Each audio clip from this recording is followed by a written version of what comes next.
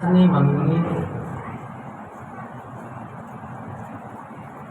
हम सबके इष्ट भगवान श्री गुरुदेव के श्री चरणों में कोटि कोटि नमन प्रणाम वंदन अभिनंदन। और आज हमारे जो हरलाल राम जी महाराज ने ये सत्संग समारोह गुरु पूर्णिमा की शुभ अवसर पर रखा, उसके लिए इनको बहुत बहुत हार्दिक बधाई और शुभकामनाएं। क्योंकि अपनी भारतीय संस्कृति में 33 करोड़ देवी देवता की स्थापना अपना महापुरुष किया है। तो वह सर्वोपरि जो देवता है वो शास्त्रोक्त और सब नीति युक्त जो प्रमाण है उन सब के अनुसार सबको बड़ा देव गुरुदेव है। सारा देवता गुरुदेव की हाजिरी है, ज्ञान है महापुरुषों को। गुरु से बड़ा देव की संसार में कोई नहीं। माता पिता गुरु पूज लो, सदा रहो आदि निश्चय करके मान लो, यही देवता तीन इम भी गुरुदेव ने प्रधानता दी है। क्योंकि अचल राम जी महाराज एक भजन में किया है कि धन धन वो सतगुरु कृपाला और माता पिता से भी अति दयाला, धन्य धन्य सतगुरु कृपाला। यानी माता पिता पाल पोषण की व्यवहार जाल में उड़ जाए। माता पिता ने मोहवश होकर स्वर्ग हेत किया प्रतिपाला, धन हो सतगुरु कृपाला। माता पिता की इच्छाओं पालन करे, बच्चा बच्ची को बुढ़ापा में सेवा करे। लेकिन लास्ट में क्या है मैं कि गुरु निस्वार्थ परमार्थ कारण। गुरु जो होते हैं वो निस्वार्थी होते हैं और परमार्थ हित शिष्य का निर्माण करते हैं। वो कि ये इस सभ्यता को, संस्कारिता को, मर्यादा को, परंपरा को जिंदा रखेगा और मेरे से भी ज्यादा पैमाने पर ये जन कल्याण करेगा। इसलिए गुरुदेव निस्वार्थ होते हैं, माता पिता स्वार्थरत होते हैं। माता पिता को भी हमारे जीवन में बहुत बड़ा श्रेय जाता है, बहुत बड़ा उपकार है हमारे ऊपर। लेकिन श्रेष्ठता विद्वान जनों ने गुरुदेव को विशेष दी। माता पिता भी पूजनीय है और सर्वोपरि है, लेकिन विशेष जो इष्ट की जो स्थापना की गई है वो तो गुरु के रूप में ही की गई है। तो आज ये व्यास पूर्णिमा, ये आषाढ़ी पूर्णिमा, ये गुरु पूर्णिमा के रूप में जो हम ये महापर्व मनाने जा रहे हैं सज्जनों, ये तीन संबंध जो है वो गौण है, लेकिन इस संसार में गुरु और शिष्य का संबंध जो है वो मुख्य है और कल्याणकारक है। स्वामी सेवक पिता और संबंध शास्त्रीय मर्यादा के गुण रखे गए हैं, स्थान पे प्रधान है ये भी। लेकिन गुरु और शिष्य का जो संबंध है वो एक विशेष संबंध है, कल्याणकारक है और बड़ा परमार्थ हित है। इसलिए इसमें भजन में कहा कि शैव सदगुरु साया परमार्थ के कारण निज मोती ले। गुरुदेव का पदार्पण केवल परमार्थ ही होता है और अपने अपने काल खंड में समय की आवश्यकता के अनुसार अनेक अभिव्यक्तियां, अनेक महापुरुष, अनेक उच्च कोटि के व्यक्तित्व जन्म लेते हैं और उससे मर्यादा, परिपाटी, सभ्यताएं और प्रणालियां जो भी है उनको वापस उद्घाटित करते हैं और स्थापना करते हैं। इसलिए क्योंकि मानवता बची रहे। सज्जनों, ये बड़े विचार का विषय है कि आज हमारी संस्कृति अपना अस्तित्व खो चुकी है। हमारी संस्कृति जो है, सभ्यताएं जो है, मर्यादाएं जो है वो अस्ताचल की तरफ जा रही है। यानी आतुनी दिशा में जा रही है। बड़ी सावधानी की जरूरत है। अपनी भारतीय संस्कृति का 4-5 स्तंभ है। महापुरुष बताओ है गाय, गंगा, गीता, गुरु और गायत्री। ये 5 स्तंभ मेरे 5 खंबा 5 पिलर है। आका बारा में आपा न समझाला तो यो आपनो सनातन धर्म वैदिक आध्यात्मिक संस्कृति हमारी तहस नहस होने वाली है। क्योंकि विदेशी आक्रांताएं आज हमारी भारतीय संस्कृति पर मंडरा रही है। क्योंकि राज जो है ये बड़ा प्रलोभन होता है। जो जिसका राज होता है वो अपने अपने मत के अनुसार सभ्यताएं, परिपाटियां, प्रणालियां स्थापित करते हैं और जो पहले वाली जो संस्कृतियां होती है उसको दबो देती है और एक डाउन करने का जो है उनका प्रयास होता है। क्योंकि हमें इतिहास से ज्ञात होता है कि 900 साल करीब मोहम्मदन लोगों ने हमारी संस्कृति पे राज किया। 900 साल, 200 साल करीब अंग्रेजों ने किया। तो आज ये समय है। सबसे बड़ी बात महाराज क्या वो करेगा, 25 सालों कम उम्र का लोग आज सत्संग में उठ बैठ नहीं करे। आज ये छापा संस्कृति हमारे सिर से गायब हो रही है। पहनावे की दृष्टि से नया छोरा आज पैंट शर्ट पहने, जो आदर्श विचारधारा का पालन अनुपालन ये बड़ा कठिन है। पैंट शर्ट जो है मजबूर करता है व्यक्ति को खड़े पेशाब करने के लिए।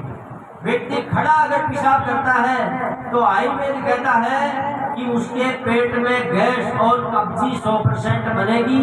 वो व्यक्ति कुछ दिनों में ही बीमारी का शिकार हो जाएगा और जॉइंट जाम होंगे। ये खड़े पेशाब करने के, खड़े पानी पीने के परिणाम है। यूरिया डीएपी युक्त अनाज, ये चाय, बीड़ी, सिगरेट, दुर्व्यसन जो भी है आज हमारे जीवन पे घात लगाए बैठे हैं। तो इनको समझने की जरूरत है। ये सारी चीजें विदेशी लोगों की सप्लाई की हुई है। दूसरी बात, आज गाय जो है ये मुख्य मुद्दा हो गया सरकार का, आम नागरिक का। गाय आज अपना अस्तित्व खोने वाली है। ये बड़ी दुख की बात है। हमारे सब ऋषियों ने भगवान शंकर की पूजा करे, लेकिन नंदी की तरफ कोई देखा को ना पा। भगवान शंकर नंदी साथ में नाचता रहे कि गाय को बीच बच्चों रहना चाहिए। आज कटे भी मंदिर की स्थापना हो, भगवान शिव परिवार की स्थापना हो तो मंदिर जरूर बनाएंगे, लेकिन आज अपन नंदी में भूल चुके। दूसरी बात, भगवान कृष्ण 5 साल की उम्र हो नंगे पांव गाय के पीछे पीछे दौड़िया और वहां को जीवन इतना महान बढ़ो कि आप कल्पना न कर सको। तो कई हमारे आध्यात्मिक महापुरुष दत्तात्रेय जी महाराज गाय रखते थे, तो उन्होंने संस्कृति को बचाए रखने की एक उपाय सोची और जड़ में ध्यान दिया। तो इसलिए हम भटक गए हमारे पद से। तो गुरु लोग जो है, ऐसे महापुरुष लोग, ये हमें समय समय पे चिताते रहते हैं और हमें एक भूले हुए भटके हुए को रास्ता दिखाने का काम इनका भाग दौड़ करके रहता है। ये बड़ी अनुकंपा है इनकी, बड़ी कृपा है। और ऐसे भी साधु समाज का जो मुख्य कार्य होता है वो सोए हुए मानव समाज की चेतना को जगाने का होता है। आज भी हमारे संत उनका फर्ज निभा रहे हैं, लेकिन अब मानना हमारे हाथ की बात है। हम मानेंगे, हमारे पिछले परिवारों में संस्कार आएंगे। देखो, भारतीय संस्कृति के लिए महापुरुष ने कहा कि बिना भूख भोजन खाना विकृति है और भूख लगने पर भोजन खाना प्रकृति है, लेकिन खुद भूखे रहकर के दूसरे को खिला देना ये संस्कृति है। तो उस परिपाटी का हमारे महापुरुषों ने स्वयं अभावग्रस्त जीवन जी के खुद भूखे प्यासे रहकर के दूसरों का जीवन बचाया और परहित की भावना से, जन कल्याण की भावना से उन्होंने अपना जीवन जिया। अपना निजी सुख कटौती करके, सुविधाओं में कटौती करके वो मतलब परमार्थ हित विचरण किया। तो ये सत्संग केवल हमें यही सिखाती है कि हमें मर्यादा पे चलना चाहिए, नीति युक्त जीवन हमारा होना चाहिए, दुर्व्यसन मुक्त जीवन हमारा होना चाहिए और हमें सभ्य जीवन और संस्कार में जीवन जीना चाहिए। भगवान कृष्ण गीता में कहते हैं कि हे अर्जुन, तू अपने कर्तव्य से मत भटक, कर्तव्य विमुख मत हो। तू ऐसा करेगा, तू कायरता को अपनाएगा तो तेरी पिछली जो पीढ़ियां है, भावी पीढ़ियां बुजुर्गों का अनुसरण करती है। तो तू अगर कायरता को अपना लेगा, भावी पीढ़ियां कायर हो जाएगी। इसलिए अर्जुन, तू शूरवीर हो, उठ खड़ा हो और अपने कर्तव्य का निर्वहन कर। और इस युद्ध क्षेत्र में सब पहले से सब मरे मराए हैं, तू केवल तेरा कर्तव्य निभा। सज्जनों, कर्तव्य के लिए गीता आदेश देती है।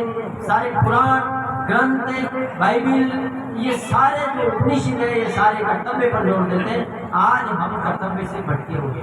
शास्त्र कहता है 4 बजे 3 बजे उठना चाहिए, लेकिन आज की युवा परिपाटी जो है रात को 12 बजे सोएंगे, सुबह 9 बजे उठेंगे। वो क्या कर सकते हैं? जो ब्रह्म बेला है, जो अमृत बेला है, जो प्रातः काल की जो अमृतमय घड़ी है, उसको खो चुका। इसलिए समय का ही ज्ञान नहीं व्यक्ति को, तो क्या कर सकते? सुबह 4 बजे उठने से व्यक्ति के जीवन में सवाया विकास होता है, ऐसा शास्त्र कहते हैं। आप 100 गुना विकास करोगे। सूर्य उदय होती वक्त उठने वाला, तो सुबह 4 बजे जो उठने वाला व्यक्ति है, वो सवाया विकास करेगा। केरल में, हमारे भारत का भूखंड है, केरल में ठीक 4 बजे सूर्य भगवान को किरण धरती पर पड़ जाती है। सूक्ष्म किरणें भगवान सूर्य की 3 बजे धरती पे पड़ना चालू हो जाती है। लेकिन हम समझ नहीं पाते हैं, आज तो 4 बजे रात है, एक नींद और लेवा तो आप काफी पाचे न जाओ। और आज जो बीमारी को जो मुख्य कारण है, वर्ल्ड हेल्थ ऑर्गेनाइजेशन का डिसीजन है ये, उसका रिपोर्ट है कि आज के व्यक्ति के मुख्य रूप में जो बीमारी है वो गैस और कब्जी है। आयुर्वेद कहता है कि पेट जिसका साफ है तो बीमारी सब माफ है, और पेट जिसका साफ नहीं है वो व्यक्ति बीमारी ग्रस्त होगा। अटैक, लकवा, दौरा, झटका, ओपन एक्सपीडिया, liver, chikungunya, dengue, malaria, swine flu, उल्टी, दस्त, हैजा, निमोनिया, टीबी, कैंसर, मुश्क और ये बाई जोड़ों की जकड़न, ये उसको 1000% होगी, उसको कोई नहीं रोक सकेगा। इसका मुख्य कारण कब्जी का लेट उठना। कब्जी का मुख्य कारण लेट उठना और सूर्य की जो प्रातः बेला है उसका लाभ न लेना, पानी पीने का अभाव, और ये चाय जो है हमारे जीवन में, सज्जनों, इसके ऊपर बहुत बड़ा रिसर्च किया है वर्ल्ड हेल्थ ऑर्गेनाइजेशन WHO, जिसको विश्व स्वास्थ्य संगठन कहते हैं। वो ये कहती है कि जितना जीवन बर्बाद चाय ने इस दुनिया में किया है, उतना घातक कोई पदार्थ इस दुनिया में नहीं हो सकता। चाय से एसिडिटी हमारे पेट में बन करके वो ऊपर चढ़ती है, सिर में दर्द होता है, और पूरी नस नाड़ियों में 72 अरब 72 करोड़ 72 लाख 72,210 नाड़ियों में वो दूषित हवा सप्लाई होती है।